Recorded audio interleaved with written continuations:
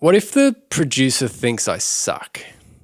What if I bring this song that just sounds so amateur and the producer's just like, are you kidding me? Is this what we're working with? That's probably a feeling that we've had as an artist when we're thinking about going into the studio, when we're thinking about having to pitch our song to the producer to think, oh, what are they actually going to think about this? Is my song anywhere near being ready for a recording studio? So I think that's just a big confidence thing. So today I wanted to chat about that, mainly from the producer's side, because I've been in both camps where I've been an artist taking a song to a producer, and now working out of the studio here, I have a lot of artists bringing songs to me. So I want to talk about that dynamic and what the producer is actually thinking, and hopefully this should give you a little bit of confidence to be able to get up, take your song, take your music into the studio, get it recorded, and then release it out to the world. So we're going to talk about confidently taking your song to a producer. Let's talk about it. Hey, I'm Craig from the Dot of Day Studio. I'm talking to musicians who want to become artists. This channel, this podcast is just aimed at musos that just want to go next level. You're passionate about music and you want to know some of the things you can do to make sure that you keep walking forwards in your music journey, and hopefully be able to do this for a career, or at least start ticking some of those boxes that you've set out for yourself as a music artist. So today we're going to be talking about getting into the studio, and it's kind of just a confidence thing. I really feel for artists that come into the studio and they just have to pitch me a song, and they kind of they make all the excuses under the sun before it starts. And I'm not bagging any of that out, because I've been there myself in the past as well when I've pitched songs. We all default to the same sort of justifications in ourselves. We might say I'm not sure about the lyrics in the chorus, or I'm not quite sure about the melody, or I haven't warmed up my voice yet, or haven't sang for a couple of weeks, or I had a gig on the weekend, so my voice is a bit... we kind of try and dull it down so that their expectation isn't too high.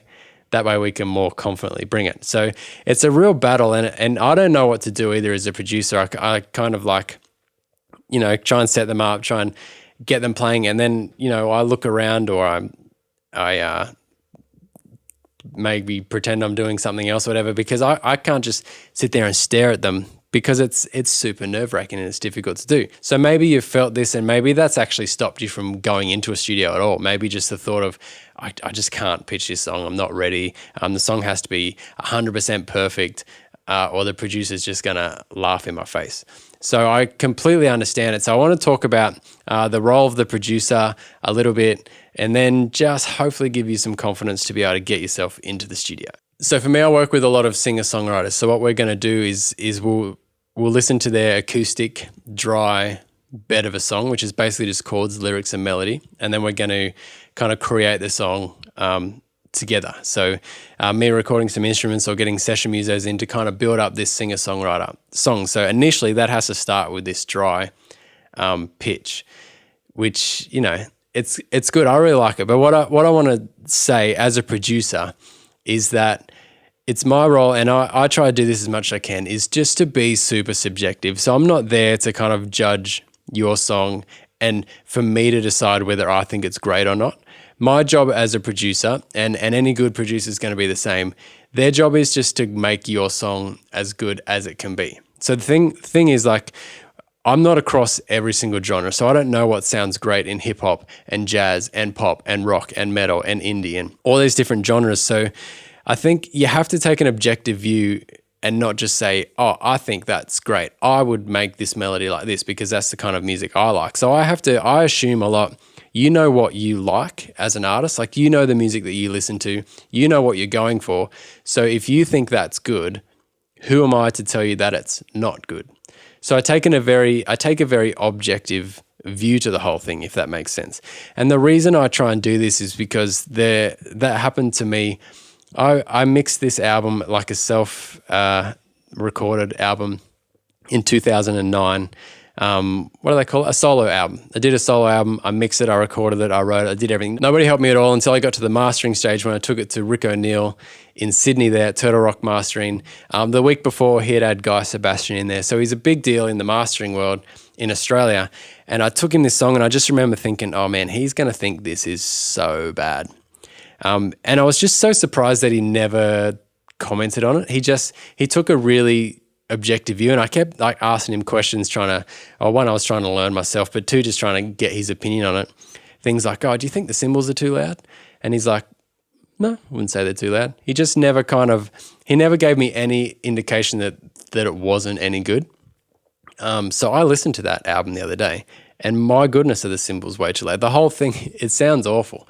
It doesn't sound good at all. And I know that he's working with Guy Sebastian the week before, so he knows good music. He just kept all his opinions out of it and objectively mastered my album the way that was best for the album. Had nothing to do with his opinion on how great it should be or how I should have written things differently. It was just an objective view. So I try to take that as a producer. I feel like that's my role, is to have an artist and kind of nurture their music journey as much as I can. It's not about forcing my music and my taste onto them. If they ask for what I think, then I can say, oh, I reckon it sounds good like this. But my overall job is to make their song sound great. And I can't expect that I know all of their influences. I know where they want to go.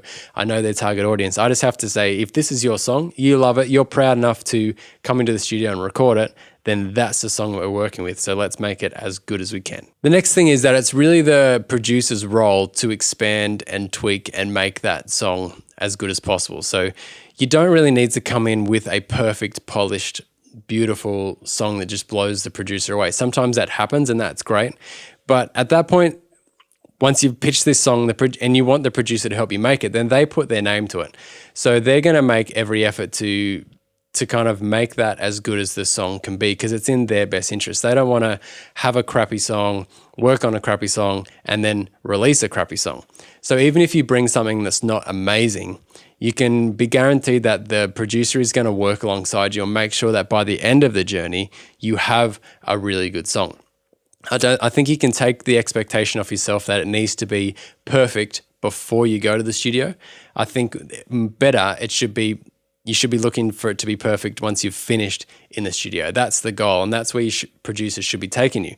And because they're putting their name to it, it's important to them. Because you're paying them to do it, it's important to them. So yeah, I think shift it towards it needs to be perfect before I come in to it's going to be perfect by the time we finish. And I can't speak for all producers, but for me, I love the journey. I love being able to help an artist kind of get better and write better songs as they go along. So for me, I don't want to just record one single and then move on. I want to record a single and then another one and then an album and kind of be a part of that journey with the artist. So often that first pitch can be quite difficult. But, you know, later on, a couple of months down the track or whatever, I'm getting phone memos of bad recordings in the car of this melody idea, or they come in the studio and they're like, I've got this song or this song or this song or this song. So you kind of grow in confidence as you build that relationship with the producer, and then you can trust that the producer is looking at it objectively. They want to make your sound as good as it can be because you've got your own audience with your own tastes and your own inspirations.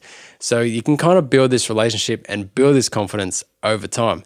And I think it's all because that's the producer's role, is just to make your song sound as good as it can for you and for your audience. I think there are definitely occasions where your song isn't ready.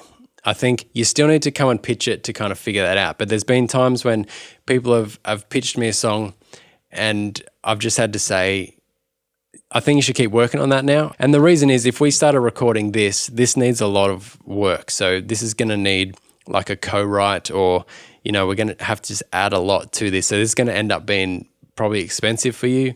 You might be better off just workshopping the song a bit more, fixing it up, and then coming back to the studio a bit later when you're a little bit more prepared. But I think that is good. And I think that's just a teachable moment. And it still takes confidence to do that. But in almost all those scenarios, they do work on it. And I've been able to build enough of a relationship by being honest like that they can say, how's this? Or what do you think if I did this? And we can kind of work together a little bit and build up their confidence. So yeah, it's not good enough to record right now, but these are the things that we can do to fix it up, and then work towards doing that. So I think as long as your attitude is always teachable, as long as your attitude is always about, I want to actually do this for a living, I want to actually make some money off my music, so what do I need to do to get better? Once you've got that attitude and that viewpoint, then your producer is just your best friend. They're going to be able to help you say, well, you need to do this. You need to maybe do less rhymes in your lyrics. Maybe make sure your beat's a bit more solid. And they can kind of give you guidance to actually implement in your songwriting so that it is good. But it comes back to the fact that I'm not just there to say, nah, that song sucks, next, I'm not interested in working with you. It's like, all right, that song probably does need a little bit of work. Here's the things that you can do to get it to the place where we can record it. Yeah, so I just wanted to say I 100% feel that confidence struggle to pitch your music to somebody that probably does know a lot more about music and about songwriting than you do. But I think you should absolutely do it. You should absolutely bite the bullet. And hopefully today has given you a little bit of confidence that you can do that. If you're sitting on some songs, you want to get into the studio, you want to pitch it to somebody, just to do that, because it really is worth it for you. And it is the first step, and there's no real wrongs. I mean, if you pitch it to a rubbish producer who just kicks you out, then, I mean, just go and find somebody else who's actually going to listen to you, because I think, like I've mentioned a ton of times in this, the producer's really there for you. And if they're not there for you, then you need to find another producer that is there for you. But or whichever level you're at, I think a producer's going to look at it objectively and be able to take what you've got and what you're going for and help you to realize that reality and be able to help you fulfill that desire for your music. So that's it from me, doing short episodes every week here on YouTube and on the podcast. So subscribe to keep up to date with all of those. Make some music this week, and we'll talk again soon.